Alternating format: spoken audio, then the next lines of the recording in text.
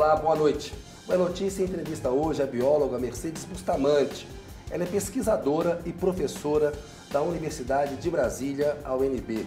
É uma referência nos estudos sobre o Cerrado brasileiro, sobre as mudanças climáticas, foi presidente da CAPES e hoje está dando essa entrevista aqui ao É Notícia. Boa noite, professora. Boa noite, Kennedy. Muito obrigada pelo convite. Eu que agradeço a presença da senhora. Professora, a senhora nasceu no Chile, né? Depois veio criança aqui para o Brasil, é uma chilena brasileira, mas se considera brasileira. Conta um pouco dessa história. Eu nasci no Chile em função do trabalho do meu pai, trabalhava na época na CEPAL, que é a Comissão Econômica para a América Latina. Então, minha família morou um tempo no Chile, no Uruguai, na Argentina. Eu acho que isso também me deu um pouquinho dessa bagagem, vamos dizer, essa identidade latino-americana, que hoje eu vejo tão importante nessa discussão das mudanças ambientais globais. Né? Boa. E vamos falar, então, de um bioma super importante, que é o bioma no qual a gente que mora em Brasília vive, o bioma aqui no Centro-Oeste, que é o Cerrado brasileiro, né? Tem mais de 2 milhões de quilômetros quadrados, ele se estende pelo Brasil, pela Bolívia, pelo Paraguai. É um bioma que tem savana, floresta estacional, campo, e muitas vezes é um bioma visto como menos importante, né, do que a floresta amazônica, do que a Mata Atlântica. Eu queria que a senhora, professora, explicasse para a gente a importância do Cerrado, a riqueza dele, e o que é uma savana, o que é uma floresta estacional, o que é o campo. Kennedy, essa é uma questão central, né? O Cerrado é quase 23% do Brasil e ele ocupa o coração do Brasil. Então, essa distribuição também ela é muito importante, porque ele faz conexão com todos os outros biomas brasileiros. Então, ele faz conexão com a Amazônia, com a Caatinga, com a Mata Atlântica, com o Pantanal e pega um pouquinho até os campos sulinos, né? Então, essas áreas de conexão entre os biomas são áreas também de muita diversidade biológica. E por ele ter essa função, essa ocupação central, ele conecta também processos, como, por exemplo, ciclos hidrológicos entre os diferentes biomas. Ele é a segunda formação vegetal na América do Sul, então ele tem uma importância regional também e é considerado a savana mais biodiversa do mundo. E muitas dessas espécies só acontecem aqui no Cerrado, né? Então, perdidas aqui, elas estariam perdidas para sempre. Então, é importante a gente considerar a extensão espacial do Cerrado, a sua distribuição do Brasil Central, a gente fala que ele é o coração do Brasil, né, que pulsa para os diferentes biomas, e a sua importância estratégica para o país, né? Então, ele responde pela segurança hídrica, energética, alimentar, mas isso também tem um custo em termos da sua conservação. Né? Pois é, a gente está vendo um avanço muito grande do desmatamento no Cerrado, né? O Código Florestal determina que a reserva legal no Cerrado deve ser de no mínimo 20%, né, professora? Na Amazônia, de 80%. E eu pergunto para a senhora, tem uma lei especial para a Mata Atlântica. Muita gente acha que essa lei tem que ser mudada, porque com o desmatamento legal, estamos acabando com o Cerrado brasileiro. A senhora acha que tem que mudar o Código Florestal, é preciso de uma nova lei? O que poderia ser feito em relação em termos de reserva legal e para preservar melhor o nosso Cerrado? É importante a gente olhar que o Código Florestal, que foi revisto em 2012, ele manteve o percentual de reserva legal do Código de 1965. Então, a gente está falando do século passado, em que a gente tinha um outro panorama do conhecimento científico da importância da conservação do Cerrado. O Código Florestal, ele coloca que qualquer supressão de vegetação, ela tem que ser licenciada. Você tem que ter uma autorização do órgão ambiental. Eu falo que tem uma palavra-chave ali no Código Florestal, no caso do bioma Cerrado. Essa autorização ela pode permitir até 80% da propriedade. Significa que o órgão ambiental ele pode licenciar menos. Podia licenciar menos. Então, se ele considera, por exemplo, o estado da bacia hidrográfica, se já está muito desmatado, se a gente já tem um avanço, se já chega numa região que é importante para a conservação de água, ou de carbono, ou de biodiversidade, o órgão ambiental poderia licenciar menos. Então, acho que é importante a gente esclarecer que quando o Código Florestal... Esse órgão ambiental é o estadual. Estadual, exatamente. Então, aí entra um ponto importante, né? A gente pode até modificar a lei, mas é mais importante, nesse momento, você fortalecer os órgãos estaduais de meio ambiente.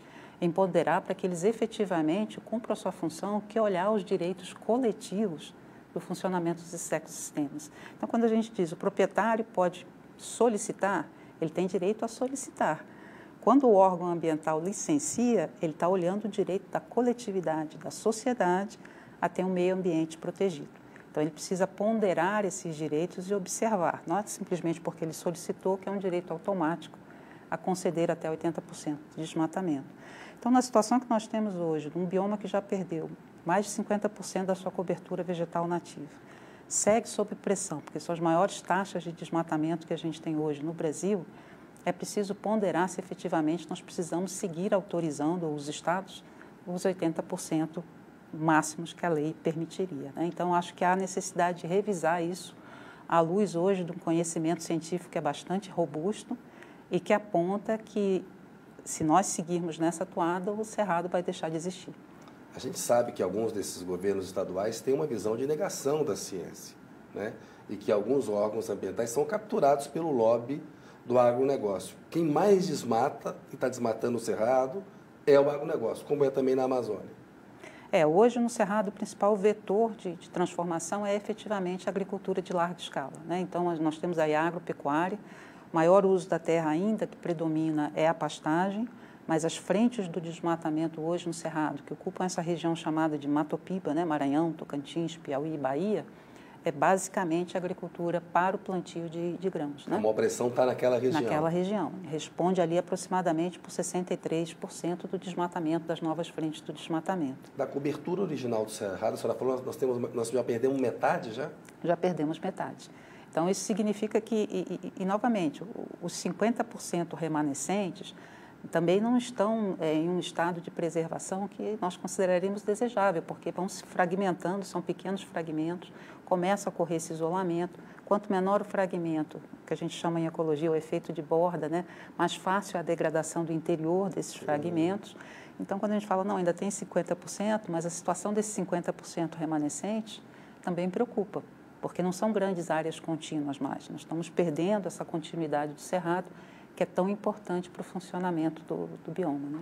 Professora, e fala, de novo, voltando um pouquinho para o Cerrado, vamos avançar nisso, assim, da fauna e da flora do Cerrado. Qual que é a riqueza que ela tem e a importância que ela tem para a segurança alimentar, para a ciência? Porque muitas vezes se despreza, a gente vê muita gente do agronegócio, não, o solo do Cerrado é um solo pobre. Se a gente coloca lá um cultivo, a gente aduba, fica até mais rico aquele solo, né? Isso é importante a gente olhar que o que permitiu a ocupação do Cerrado, né, em larga escala, primeiro, uma série de incentivos dos governos federais à época, para a ocupação do centro-oeste brasileiro. O Cerrado tem um relevo relativamente plano, isso facilitou a mecanização da agricultura. Sim. Tem um solo que a gente diz que tem boas propriedades físicas, tem água, mas faltavam os nutrientes. Então, a fertilização, né, as técnicas agrícolas permitiram a ocupação do Cerrado. Mas o Cerrado tem uma flora que é muito adaptada a esse período de seca e de chuva que nós temos no Cerrado. Então, são raízes profundas, né, que conseguem extrair água das camadas mais profundas do solo e retornar essa umidade para a atmosfera. Esse funcionamento do Cerrado ele é muito importante porque ele ajuda a iniciar o período chuvoso no Cerrado.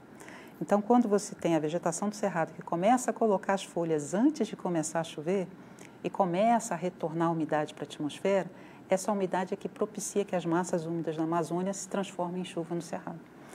Então, a gente depende da Amazônia trazendo chuva, mas a gente também depende da vegetação do Cerrado, colocando as condições atmosféricas ideais para que essa chuva precipite no Cerrado. A Amazônia depende do Cerrado também, tem uma conectividade então, exatamente, aí. Os biomas são conectados, né? As fronteiras a gente coloca no mapa, mas os processos naturais não conhecem essas fronteiras, né? Então, os estudos que nós temos hoje, eles já mostram que essa conversão em larga escala do Cerrado já tornou, só pela mudança do uso do solo, já tornou o Cerrado mais quente e mais seco. Então, a agricultura, quando ela vai caminhando em direção ao Matopiba, que vai se aproximando da própria transição do Cerrado para a Caatinga, também já vai entrando para uma área onde a própria atividade agrícola é mais vulnerável aos períodos de seca. Então, é uma atividade econômica que hoje, eu falo... É um tiro no pé, né? É um tiro no pé, vai caminhando rapidamente em direção ao precipício, né? Porque nós estamos avançando, eliminando as condições que são necessárias para a produção. Então, a agricultura é a atividade que mais depende dos recursos naturais, depende de um solo saudável, depende de biodiversidade que controla pragas, depende de polinizadores também, depende das condições que garantem um clima, né, estável. A agricultura precisa de estabilidade climática e a própria atividade agrícola vai eliminando esses fatores importantes da sua produção. Então, é o caso realmente do setor repensar se ele não está rapidamente retirando as suas próprias condições de manutenção no futuro, né? Professora, quando a gente fala da Amazônia, muitas vezes fala assim, ela está se aproximando do ponto de não retorno. A gente pode dizer isso para o Cerrado também? A gente está perdendo o Cerrado brasileiro? Tem um ponto de não retorno? Olha, eu falo que o Cerrado está numa situação tão crítica que é capaz de a gente nem viver um ponto de não retorno. O desmatamento acabar antes com o Cerrado. Nos sistemas florestais, né, onde você vê a vegetação fechada, é mais fácil você observar o processo de degradação, porque a vegetação vai raleando e você vai vendo essa transformação. O Cerrado, e você mencionou isso na chamada, ele é uma mistura de formações abertas, as formações savânicas, né, intermediárias e as formações florestais. Nessas formações mais abertas, é difícil a gente identificar o processo de degradação, porque ela já é aberta por natureza. Sim. Mas o que a gente está observando hoje? Com esse avanço do desmatamento, já perdemos 50%. 50% remanescentes muito fragmentados. E um desmatamento que, em taxas hoje muito altas, é capaz a gente nem ver esse ponto de não retorno, de perda de resiliência, porque o desmatamento vai consumir o Cerrado mais rápido. A gente vai passando e nem observa, às vezes, né? Eu viajo para a Chapada dos Veadeiros, que é uma região linda, 200 quilômetros acima de Brasília, no Cerrado. E que em 30 anos perdeu, assim, a estrada. A estrada em 30 anos, como ela mudou. Como você vê as culturas de soja ali na beira da estrada, como que a pressão do agronegócio chegou forte na boca da Chapada de um parque nacional, né? Esse é um exemplo assim, emblemático, porque a última mancha grande de cerrado que você vê na estrada é a estação de Águas Emendadas, que é uma área de reserva ecológica. Depois você já vê a estrada praticamente toda convertida e quando a gente se aproxima do parque, que em função do relevo já não tem as condições para agricultura de larga escala e é o que fica preservado. Então, infelizmente, hoje a gente vai condenando o cerrado, os remanescentes permanecerem somente nas áreas protegidas, né? Professora, explica para a gente o que é uma savana, o que é uma floresta estacional e o que é um campo. Um campo é uma vegetação onde predominam, né, espécies as que a gente chama as baixinhas, né, as gramas, as gramíneas, as ervas. A savana é essa mistura que a gente fala, são os 3 estratos. Você vê árvores, vê arbustos e vê esse extrato também de gramíneas, então tem essa diversidade estrutural que a gente diz, e a floresta são as formações onde predominam as árvores. Então, muito da diversidade do Cerrado está precisamente nessa riqueza das suas fitofisionomias, né? Então, o Cerrado é esse mosaico de formações vegetais. E é por isso que a conservação dele demanda que a gente conserve todas as fitofisionomias. E nós temos ainda, que é muito importante, as áreas úmidas dentro do Cerrado. Os campos úmidos, né, que são aquelas esponjinhas que conservam a água e liberam a água durante a estação seca para abastecer os rios do Cerrado. O Cerrado também vem perdendo muito rapidamente essas áreas úmidas, né? Pois é, esse é um ponto importante. O mapa Biomas mostra que o Brasil está secando de uma maneira geral. A cobertura de água no país ela tem diminuído desde 1985, quando eles estão fazendo o levantamento. O Cerrado, muitas vezes, ele é descrito como a caixa d'água do Brasil. Essa descrição, ela é correta e essa caixa d'água está sob ameaça? Olha, o Cerrado ele abastece 8 das 12 regiões hidrográficas brasileiras, né? Então, nós temos águas que abastecem a região norte, que abastecem a região nordeste.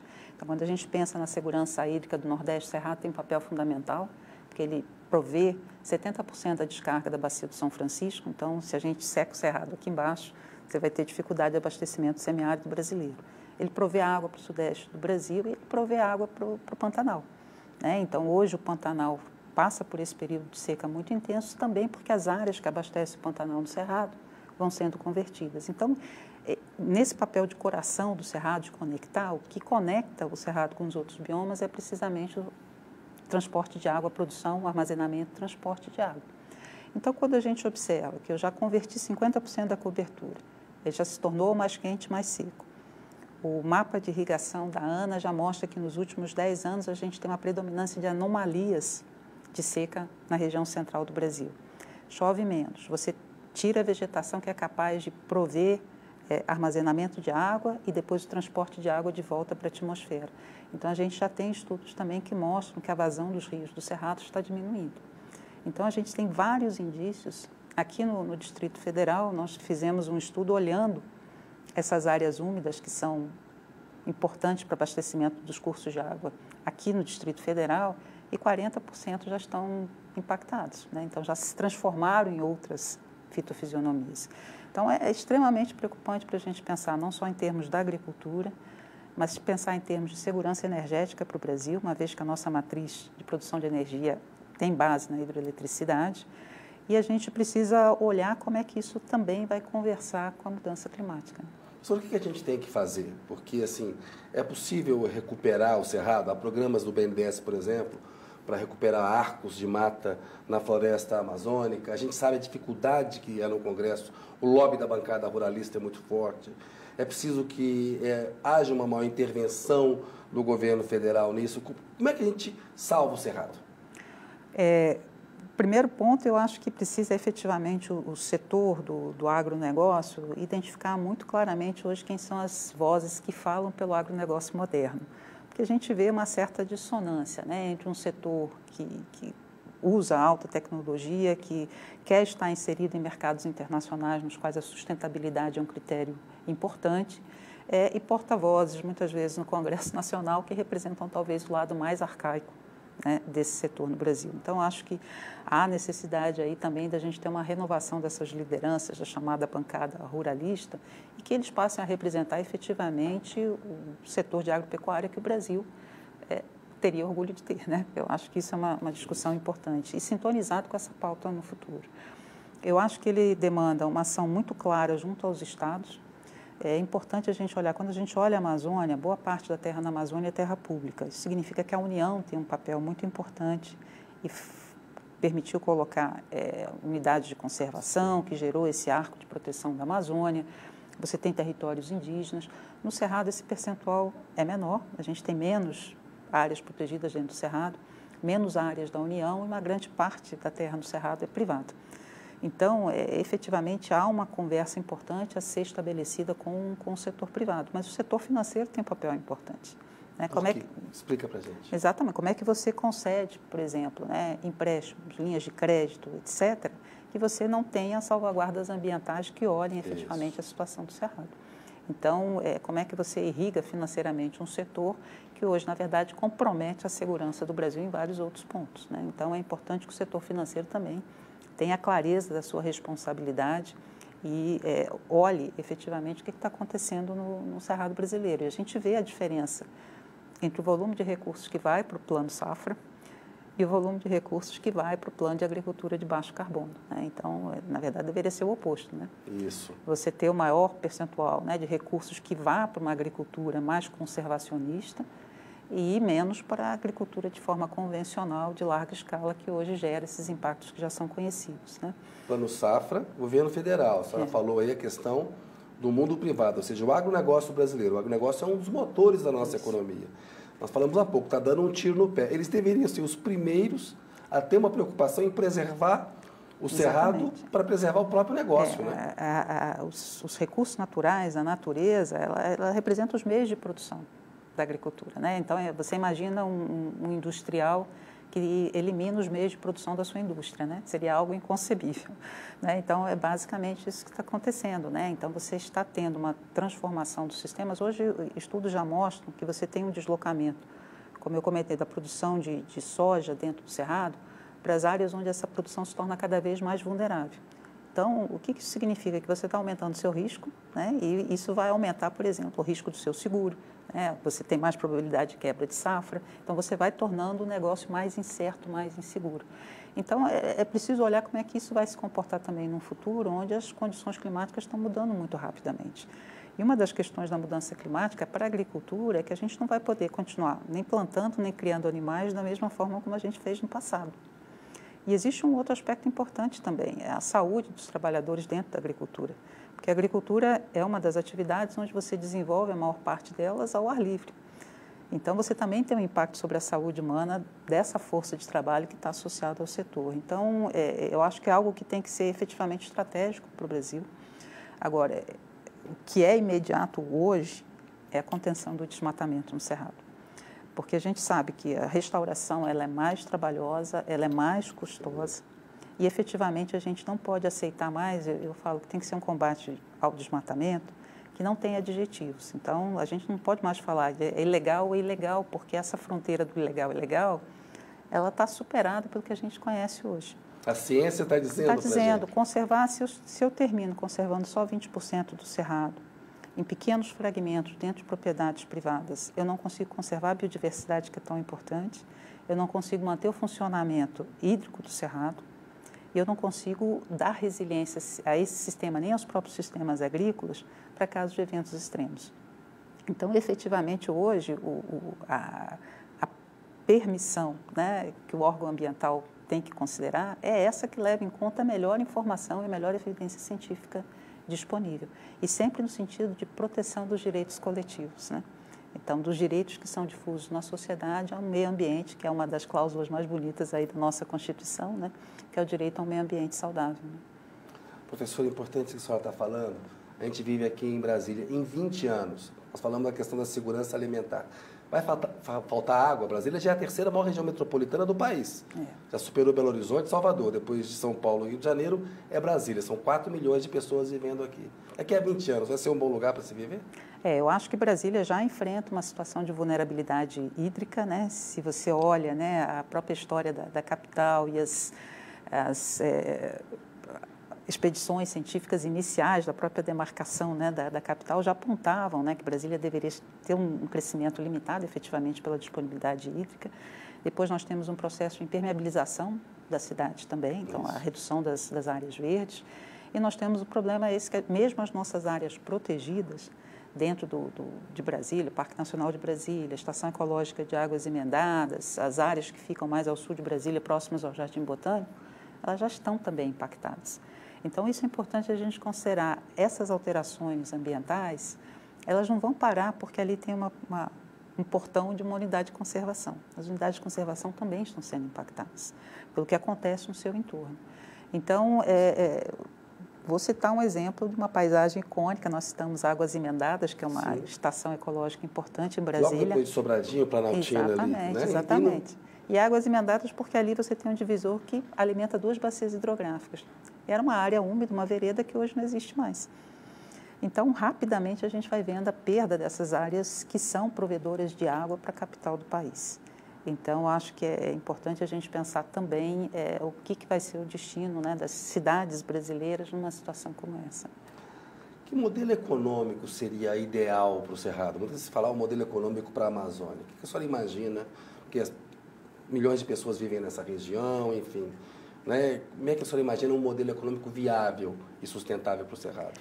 O primeiro aspecto hoje é pensar se efetivamente nós precisamos seguir com o desmatamento, então, a contenção do desmatamento. Esse é o ponto número 1, a senhora colocou, está claríssimo. O imediato é parar o desmatamento. Parar o desmatamento. Frear esse desmatamento. Depois nós temos que olhar dentro das áreas já abertas, né, que eu falo, vamos dizer, esse é o nosso capital, as áreas que nós já abrimos. Nós temos um percentual ainda muito elevado de áreas de pastagem degradadas. Então, que destino, né, essas áreas de pastagem poderiam ter? Então, hoje, com o que a gente tem de pastagens degradadas, vamos dizer, as pastagens em bom funcionamento seguem como pastagens, estão funcionando. Aquelas degradadas, que destino elas poderiam ter?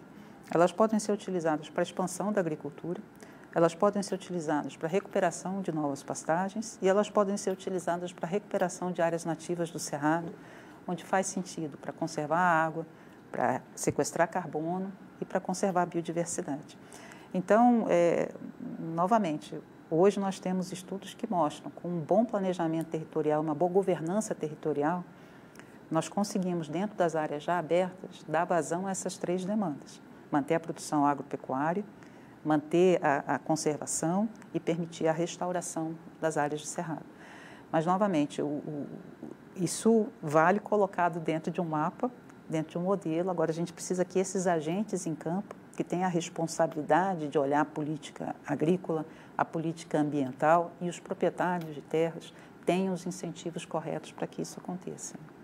A senhora falou há pouco da importância das plantas com as raízes profundas, captam a água, jogam na atmosfera, umidifica, tem uma correlação, inclusive, com a Amazônia.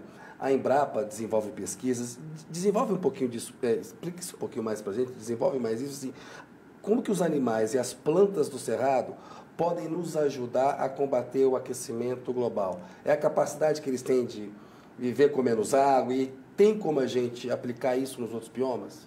Olha, se você imaginar em termos de plantas no Cerrado, nós temos aproximadamente 12 mil espécies. Então, é um enorme, eu falo que é como uma biblioteca. Né? 12 mil? 12 mil, né, com histórias, né, evolutivas diferentes, ecologias diferentes. e que vivem num ambiente de condições drásticas, né? Porque são solos pobres em nutrientes, com uma seca sazonal bastante marcada. Então, são espécies que desenvolveram estratégias a essas condições ambientais. Então, se nós estamos falando hoje num mundo que se aquece muito rapidamente, onde nós devemos ter problemas com a distribuição de chuvas, muitas dessas respostas, né, estão nas plantas do cerrado, frutos desse longo processo de evolução. Então, ali nós temos exemplos de como lidar com essa situação, né, de uma falta temporária de água com uma limitação hídrica temporária. Sempre falo que a gente poderia ter, nos nossos sistemas manejados, um pouco do que são as savanas, né? As savanas têm um estrato formado pelas gramas, né, que seriam os nossos pastos. Um estrato arbustivo, né, plantas anuais e espécies arbóreas. Então, a ideia de você trabalhar com sistemas integrados também de produção no cerrado, em vez de monoculturas, né, com largas extensões, com uma única espécie, você utilizar esse padrão de diversidade estrutural como um modelo a ser emulado também pela produção agrícola, né? Então, existem alternativas. A gente precisa olhar também que essas espécies de plantas, elas representam também um arsenal de biomoléculas, que é a indústria farmacêutica, a indústria alimentar, e hoje muitos bioinsumos que a própria agricultura utiliza vêm da diversidade do cerrado. E nós temos ainda aquela diversidade que a gente não vê, né? Um solo com condições tão extremas seleciona também bactérias, fungos, vírus, que podem ser fontes de material para a biotecnologia e para a bioeconomia do Brasil.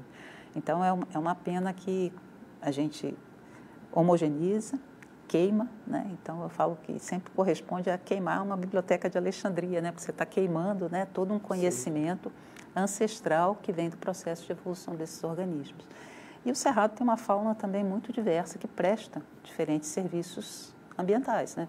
Polinização, controle de pragas, né? Então são questões também importantes para a gente pensar porque que em vários ecossistemas, a manutenção de faixas de vegetação nativa, na verdade, aumenta a produtividade agrícola, né? Os animais do cerrado lindos, as aves, né? A riqueza disso. O potencial também que tem do próprio turismo dentro do cerrado, né? Então, se a gente pensar, eu cito muito Costa Rica, um país que tem talvez o tamanho de um município na Amazônia e que tem uma indústria, né, de turismo ecológico, de observação de aves, que rende uma quantidade substancial, né, para o país e poderia ser algo também a ser utilizado no país, no Brasil. A senhora participa do painel brasileiro de mudanças climáticas, coordena um grupo lá. Já falou um pouquinho sobre isso, mas assim, como será o clima no Cerrado daqui a 20 anos? A senhora falou, olha, períodos mais longos de seca, menos chuva, a gente sabe que as ondas de calor afetam muito a saúde das pessoas. Exato. A senhora falou um pouco dos trabalhadores que estão ali, mas quem vive também, né? Como é que em 20 anos vai estar esse clima aqui no Cerrado, professora? Olha, o que o IPCC coloca para a nossa região, primeiro, que as nossas médias de temperatura já subiram mais do que as médias em outros lugares. Então, a gente já está aquecendo mais do que o resto, parte associado também ao uso da terra. E a tendência, então, no futuro, é que as temperaturas sigam aumentando. E esse período chuvoso nosso que entra no verão, que são as monções sul-americanas, né, elas vão atrasar, a tendência é que elas atrasem. Então, a gente vai ter uma estação seca mais prolongada, com temperaturas mais altas, e uma estação chuvosa mais curta, com menos quantidade de precipitação. Essas condições também, elas formam, né, o clima ideal para grandes incêndios florestais. Então, essa é uma outra discussão importante também no Cerrado, é o papel do fogo no Cerrado.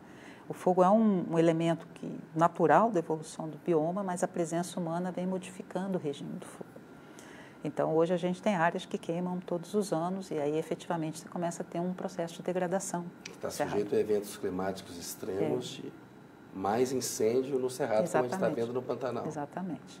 Então, essa também é uma outra realidade que a gente vai precisar considerar, né? Como é que a gente faz o manejo do fogo numa situação em que o clima está mudando, né? Eu falo que, quando a gente olha a questão do fogo, você tem 3 fatores que são importantes.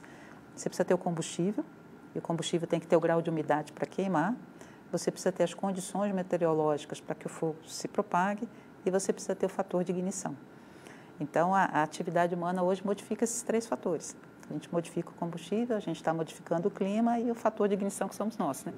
Nas queimadas naturais eram os raios, né? E hoje é a atividade humana que vai e coloca fogo em condições que talvez não fossem as mais adequadas e isso gera, então, grandes incêndios florestais, né? A senhora falou uma coisa muito importante, que a gente vê a conexão entre todos os biomas, né?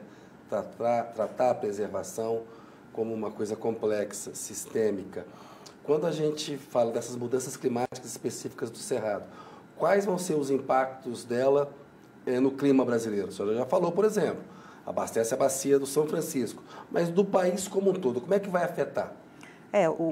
Se a gente pensar um pouco, vamos relembrar o desastre, né, no Rio Grande do Sul recente, isso, né? Vários fatores ali contribuíram, a própria mudança climática global, mas um dos fatores que contribuíram exatamente você ter uma massa de ar seco, né, estacionada no Brasil central, né, que basicamente desviou boa parte dessa precipitação e concentrou essa precipitação na região sul do Brasil. Então, a distribuição central do Cerrado, a gente fala, né, que o que acontece no Cerrado não vai ficar no Cerrado, né? Então, se você tem aqui, por exemplo, com maior frequência, massas de ar quentes e muito secas, isso muda o padrão de circulação também para as outras regiões brasileiras, exatamente por essa posição central. Então, por isso a gente fala... Vai afetar os chamados fios voadores. Também. Né? A sua trajetória, como é que eles... Então, são questões que a gente precisa começar a olhar, que as estratégias de proteção e conservação dos biomas brasileiros, elas precisam conversar entre si. Então, e elas conversam hoje? Hoje, os planos setoriais são planos por bioma, né? Então, nós temos um plano, né, o PP-SEDAM, que é o Plano de Combate, Controle e Desmatamento de Queimadas na Amazônia, né, o PP-Cerrado, que foi para consulta pública, agora ele precisa efetivamente ser colocado para funcionar de forma mais efetiva, e outros planos setoriais para os outros biomas brasileiros vão ser desenvolvidos. Mas a gente precisa pensar, será que isso hoje, né, é a resposta mais adequada? A gente precisa ter claro que há contextos que são muito específicos, mas as mudanças na escala que hoje elas ocorrem vão demandar muito mais uma integração entre forças para entender o que está acontecendo nos biomas. Então, estratégias que olhem a situação atual do Pantanal, elas não vão funcionar se a gente não tiver um olho para o que está acontecendo no Cerrado. A gente está perdendo o Pantanal também? O Pantanal é um sistema frágil exatamente porque ele é uma planície, né? Essa planície de inundação, ela depende da água que vem das partes altas e é um sistema que funciona exatamente nesses pulsos de inundação, né? De secas e de chuvas. Então, o processo de ocupação do Pantanal, das suas partes altas, e ao mesmo tempo a substituição, né, daquela forma mais tradicional da pecuária no Pantanal, pela introdução de espécies exóticas, né, de gramíneas exóticas, vai mudando. E aí a gente precisa pensar que também é um bioma de extensão menor, mais reduzida e com muita fragilidade. Então, é realmente uma situação que preocupa bastante. Né? Professora, eu queria que a senhora olhasse também um pouquinho, quando a gente fala do ponto de não retorno na Amazônia, a gente viu em 2023, que foi a seca mais grave, os rios atingiram o menor nível já registrado. Né? Há um temor de que a seca desse ano seja igualmente forte. O que isso significa de risco para a Amazônia e para o Senado? Desculpa, para o Cerrado.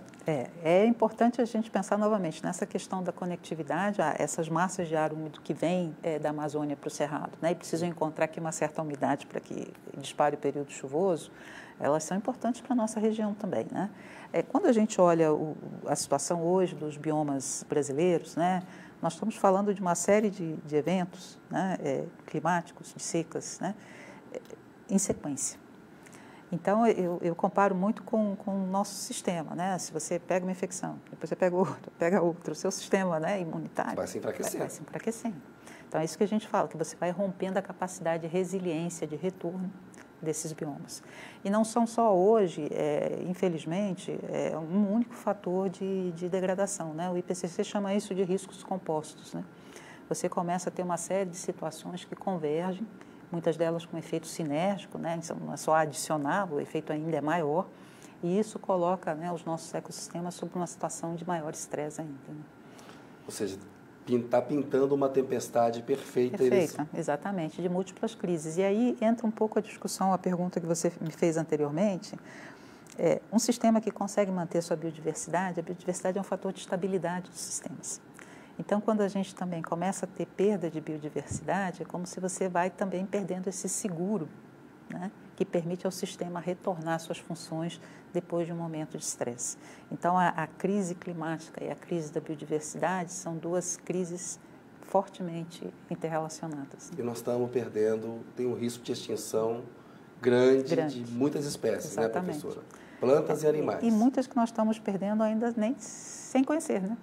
Então, porque assim, uma boa parte dos nossos biomas ainda demandam também, né, mais atividade de pesquisa para áreas que ainda não foram estudadas, e a gente vê. Às vezes, muitas vezes essas espécies estão perdidas, né, para a ciência sem terem sido ainda nomeadas, né? Professora, fala um pouco sobre o efeito para a saúde humana. O efeito para a saúde humana hoje dessas mudanças ambientais tem diferentes vertentes, né?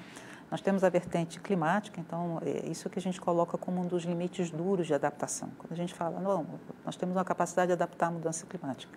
Nós temos o que a gente chama dos limites mais suaves, que são aqueles definidos por questões socioeconômicas, e os limites duros. Um deles é a nossa própria fisiologia, a gente morre de calor, né? Então, a gente tem um limite de tolerância de temperatura. E hoje os dados também já indicam que uma fração significativa da população humana já está saindo desse nicho climático humano. Então, a gente também já vai colocando mais pessoas em risco por estar em regiões hoje onde as temperaturas já impactam realmente as ondas de calor, aquilo que a gente viu na Europa, por exemplo. Exatamente, que vimos, né, vimos em Meca. Então, tudo isso efetivamente já indica claramente que a gente começa a ter um percentual elevado de pessoas, né, em situação de risco. O outro aspecto importante é quando a gente tem uma redução dos recursos hídricos, significa também, em geral, uma redução da qualidade da água. Então, na falta, né, de água, de suprimento de água, né, você tem um consumo de água que muitas vezes em condições não adequadas. Então, isso também gera um problema. A mudança climática diminui não só a produção agrícola, mas diminui a qualidade nutricional dos alimentos. Então, mexe com a segurança alimentar não só pela quantidade, mas pela qualidade, né, pela falta de certos nutrientes que deveriam estar ali e não estão porque as condições já não são mais adequadas. E nós temos toda a relação com vetores de doenças. Então, hoje a gente tem certas doenças que estavam restritas geograficamente porque seus vetores, por exemplo, né, invertebrados, mosquitos, não avançavam para outras regiões e com as condições favoráveis. Isso aconteceu com a dengue, por exemplo. Exatamente. Eles começam a avançar. E o risco também, nós vivemos aí a pandemia, impressionante como as pessoas talvez tenham uma memória curta, né? Muito rapidamente a gente vai esquecendo essas lições importantes da pandemia. O que significa abrir o caminho e perder diversidade? Abrir o caminho para novas doenças zoonóticas, né? Então, quando a gente adentra os sistemas silvestres, né? Esses sistemas silvestres vão perdendo diversidade, vão perdendo reservatórios, a gente aumenta a possibilidade desse spillover, né? Da gente ter a contaminação de seres humanos por doenças que estavam restritas a determinadas áreas. Essa semana tinha um artigo na imprensa sobre fungos que estão se tornando mais resistentes a temperaturas mais altas e como pode ser uma ameaça à nossa existência, exatamente, a existência da espécie humana. Isso a gente vê também nas interações com espécies vegetais, porque também são mais afetados por certos tipos de patógenos, espécies animais. Então, é um mundo novo que a gente vai entrando.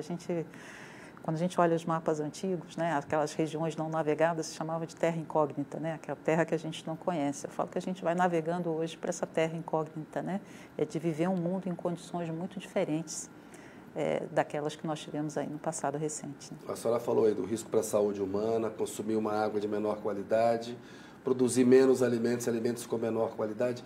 É alarmista dizer que a gente está enfrentando uma era que pode resultar na extinção da espécie humana, professora? Eu diria que a gente vai sofrer mais, né? O secretário-geral da ONU, Antônio Guterres, eu falo que ele é um ótimo frasista, né? Não sei se alguém escreve os discursos dele, mas ele tem sempre frases muito boas, né? Então, quando o IPCC lançou o primeiro relatório do último volume, né? O relatório 1, ele falou que era um alerta vermelho para a humanidade. Quando veio o segundo relatório, que é o que olha impactos, vulnerabilidade e adaptação, ele falou que era o Atlas do Sofrimento Humano. E quando saiu o terceiro, que era aquele que fala de mitigação das soluções, ele chamou de uma ladainha de promessas quebradas. Então, acho que ele definiu em 3 frases centenas de páginas de ciência. Mas é isso, eu acho que a gente vai sofrer mais. Ele comenta a crise climática ela é uma amplificadora de outras crises. Então, ela aumenta as desigualdades, né? Então, a gente sempre vai ter ganhadores e perdedores, né? Mas a gente vai ampliando o grupo dos perdedores. E isso é importante, por exemplo, para o Brasil, que tem uma agenda importante de combate à pobreza, de combate à fome, né? Você pode colocar programas de distribuição de renda, tirar as pessoas da pobreza, o impacto climático extremo, nós vivemos isso recentemente, volta e joga as pessoas em situação de pobreza e de vulnerabilidade. Então, as próprias estratégias sociais, elas vão ter que ser repensadas em função desse quadro da mudança do clima. Professora, eu vou pedir licença um minutinho. A notícia volta daqui a pouco com Mercedes Bustamante. Olá, a notícia está de volta com a bióloga Mercedes Bustamante. Professora, eu queria falar agora sobre o que aconteceu no Rio Grande do Sul, né? Tivemos um evento climático extremo, muitas pessoas avaliam que ele foi inédito. Já teve enchente grande, secas grandes no país, mas que o Rio Grande do Sul, o que aconteceu ali, traz uma novidade, um marco novo, que é diferente das enchentes e secas do passado. A senhora concorda? Como é que a senhora analisa esse evento especificamente? Ali nós tivemos a convergência, né, os fatores que levaram, né, tem uma influência da mudança climática global, tem uma influência dos padrões regionais de circulação que direcionaram grande quantidade de precipitação para essa região, e a gente tem também uma situação de um mundo mais aquecido, maior evaporação dos oceanos, a gente fala, você tem uma intensificação do ciclo hidrológico. O que chamou muita atenção ali, depois das enchentes anteriores, as enchentes anteriores elas haviam tido uma localização geográfica mais restrita, né? Ali a gente teve uma fração grande do estado impactada. E é importante também considerar os efeitos também locais, o desmatamento, né, das florestas, né, próximo aos rios, e a própria conversão das áreas do Pampa, né? Então, a gente pensa um pouco os sistemas campestres como o Pampa, mas eles também sofrem com a conversão, com a sua transformação, tem um papel importante também no funcionamento, né, hidrológico da região. Então, acho que essa combinação de vários fatores resultou efetivamente na crise nessas proporções. Mas é um alerta muito claro também para indicar como as nossas cidades, né, elas não estão preparadas para esse tipo de evento, né? Nós temos aí também questão da prioridade da gestão, né, e hoje eu acho que qualquer gestor, né, que preze pelo nome vai ter que ter na sua agenda como prioridade a questão de adaptação das cidades. Fala-se muito na necessidade de se atualizar os mapas de riscos das cidades brasileiras. A gente viu o que aconteceu na região serrana do Rio de Janeiro, o que aconteceu em São Sebastião, em São Paulo, dos sistemas de alerta para a população, no caso das enchentes, por exemplo. Como é que a senhora avalia esse sistema de alerta e esse mapa de risco que a gente tem hoje? Ele dá conta? Ele tem que ser aprimorado? Ele precisa ser aprimorado. Se a gente lembrar o desastre na região serrana do Rio de Janeiro, deu origem depois, foi quando o Brasil criou o CEMADEM, né, o Centro de Monitoramento e Alerta de Desastres Naturais, influenciado por isso. Fez-se um mapeamento, né, de risco, né, quais eram as regiões de risco, mas nós estamos falando disso em 2011, 12, né, então lá se vão 12 anos, né. E nesses 12 anos, a gente também vai percebendo que hoje regiões que talvez não estivessem sob risco, né, há uma década atrás, hoje podem estar potencialmente em risco, é preciso que isso seja analisado. A questão do alerta é importante, da articulação entre os entes federativos, na resposta do governo federal, dos governos estaduais e, sobretudo, dos municípios, né, que é onde é o elo mais fraco dessa cadeia, né? Geralmente os municípios têm poucos recursos para esse tipo de ação, então como é que a gente faz também para preparar os municípios para isso? E é importante também a gente pensar, as pessoas recebem o alerta e vão para onde? Então, como é que a gente identifica, né, quais são os locais seguros para acolhimento dessas comunidades? Sim. E como é que a gente evita uma ruptura tão drástica na vida das pessoas, né? Eu coloco muita importância também hoje da educação, né, porque é a minha área também. Hoje todas as escolas, né, do nível básico, né, até as universidades tiveram um papel muito importante também nisso, mas isso precisa fazer parte dos currículos, né? Sua escola está numa região de risco, né? Para onde você vai numa situação de risco, né? Que as crianças conheçam o seu território, saibam se orientar nas áreas de vulnerabilidade, entendam o que significa esse impacto, porque elas são orientadoras das famílias também, né? E acho que isso também deve mudar, inclusive, o padrão nosso de onde eu vou construir as novas escolas no Brasil, aonde eu vou construir os novos hospitais no Brasil. Então, é preciso que a gente prepare essa linha de frente para que ela também se torne mais resiliente. Então, hoje o Brasil tem uma discussão de como é que a gente expande, né, que é a nossa infraestrutura. Ela não pode ser uma infraestrutura com olhar para o retrovisor, né? Ela tem que ser uma infraestrutura preparada para olhar para frente, né? Então, se eu vou construir um aeroporto, eu espero que seja uma infraestrutura que vai ficar lá por 70, 80, 100 anos. Então, ela vai ter que estar, né, adaptada a isso. Tem um estudo muito interessante feito alguns anos atrás, olhando o que a gente chama das infraestruturas críticas no Brasil, né? Abastecimento de água, sistema de saúde, sistema de transporte. Então, a gente viu, o Rio Grande do Sul ficou isolado, né? Então, como é que a gente faz que essas infraestruturas críticas sejam infraestruturas resilientes ao clima? Professora, a senhora falou uma coisa importante, que é onde acolher as pessoas, para onde serão deslocadas.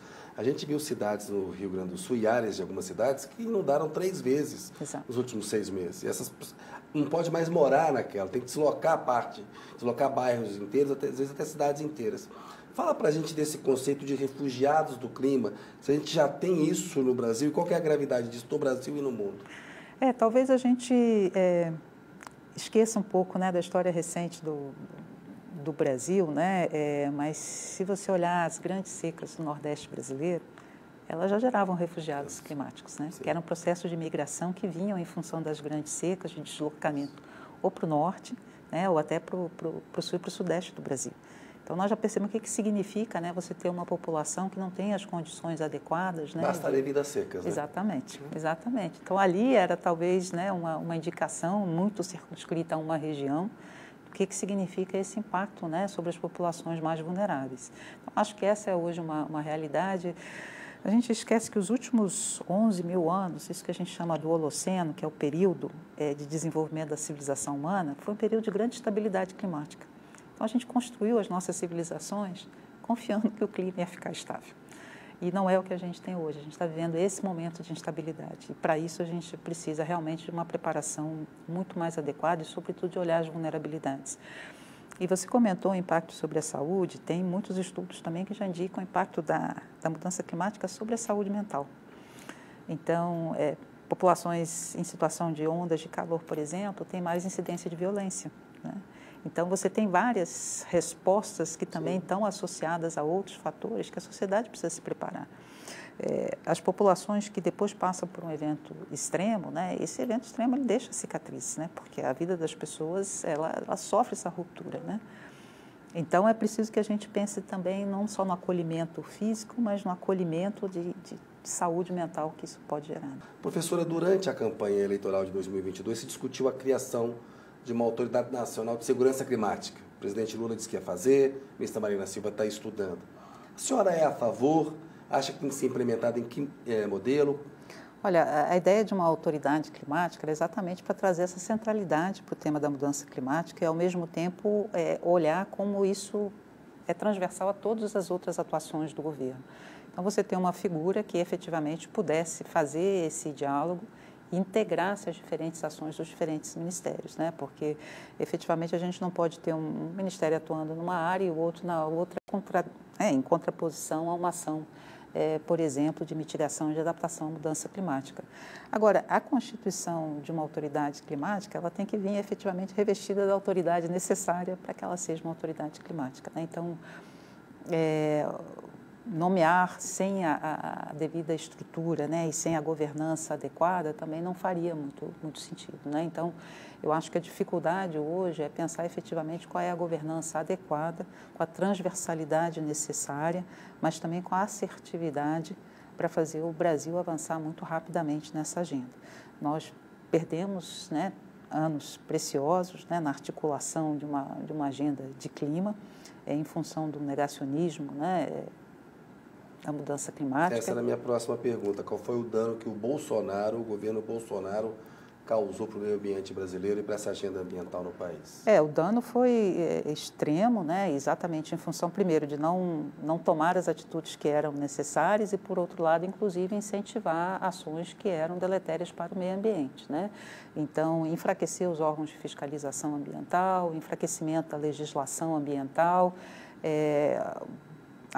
permissividade com relação ao avanço, né, do crime organizado, por exemplo, na Amazônia, fruto também dessa desarticulação das instituições com relação ao meio ambiente. Eu sempre falo que o negacionismo, globalmente, já nos roubou 30 anos de resposta climática. O primeiro relatório do IPCC é de 1990. Já falava, hoje a gente fala com muito mais certeza, mas era basicamente a mensagem que a gente diz hoje: é preciso combater o aquecimento climático. E não fizemos tanto quanto deveríamos nos últimos 30 anos em função do negacionismo. E no Brasil isso foi efetivamente extremamente prejudicial. Porque hoje, quando você fala no avanço do desmatamento, citamos muito o Cerrado, mas o próprio aumento do desmatamento na Amazônia, a recuperação dessas áreas, isso demora décadas, né? Então, nós temos aí um impacto que realmente vai percolar por muito mais tempo do que a própria gestão do governo Bolsonaro.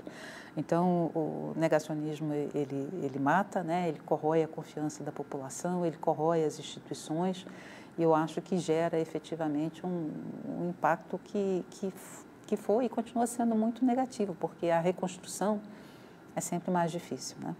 Então, é importante hoje que o Brasil, em função desse quadro recente que nós vivemos, avance com muito mais força e com muito mais velocidade na questão da agenda ambiental. Ela é essencial para o Brasil, ela vai ser essencial globalmente. A descarbonização, ela é uma realidade. Hoje não é só o desmatamento, outros setores, ainda que não sejam tão importantes quanto as emissões, vão ter que passar pela transição energética. Isso vai ser a realidade dos negócios, né? Então, o Brasil precisa estar efetivamente com essa pauta como central para as ações de governo. Professora, nós vamos ter no ano que vem uma COP em Belém. O que é importante para a gente nessa COP? A gente tem que sair dela com quais medidas, com quais conclusões? Eu acho que o aspecto principal para a COP é efetivamente aumentar as nossas ambições de mitigação globalmente. Hoje, com o que existe colocado na mesa no Acordo de Paris, nós não vamos chegar no 1,5. Então, se nós... conter o aquecimento, o aquecimento, o crescimento da... Até 1,5 até 2100. Nós batemos aí 1,5, né, esse último ano, e a gente já percebeu o que significa. Nós estamos falando de uma situação que permanece por muitos anos, né? E se subir acima de 1,5, a ciência ainda não tem toda a clareza se a gente vai conseguir diminuir. Então, cada incremento de temperatura importa, cada tonelada de carbono importa e cada ação de resiliência também importa. Então, acho que a mensagem clara da COP é isso, é realmente ampliar as ambições de redução das emissões e, ao mesmo tempo, comprometimento para a gente lidar com os impactos que já se fazem sentir. A gente fala que o tempo da política, hoje, ele precisa acompanhar o tempo dos impactos da mudança do clima. A primeira vez que a palavra perdas e danos apareceu em documentos de negociação também foi há 30 anos atrás. E agora, efetivamente, que a gente começa a discutir um fundo de perdas e danos. Então, a gente precisa avançar muito mais rapidamente. Professora, para a gente terminar, tem eleição nos Estados Unidos nesse ano. O Donald Trump pode vencer a eleição. Que efeito teria para a agenda ambiental uma eleição do Trump nos Estados Unidos? Ela preocupa, nós vimos, né, o que foi a primeira gestão, né, do governo Trump, quando ele sai do Acordo de Paris, né, a escolha, né, do candidato a vice-presidente também preocupa, porque é um conhecido também negacionista da mudança climática, né, então ali nós vamos ter a união de duas mentalidades, né, que não colocam isso como central na agenda.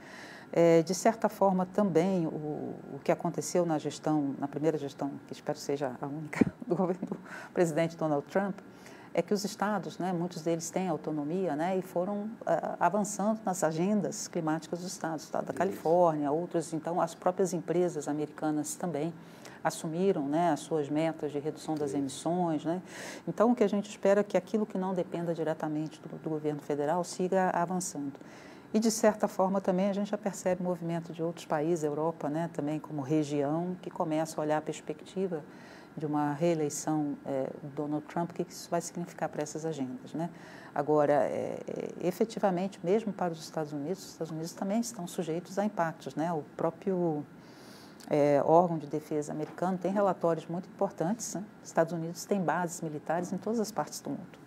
Então, eles acompanham muito claramente isso e é também considerado uma questão de defesa nacional. Professora, agradeço muito a entrevista da senhora. Imagina, é um prazer conversar com você. Muito obrigado, viu? Até uma próxima vez aí. Pessoal, boa noite. Agradeço muito a audiência de vocês. Um abraço. Até a semana que vem.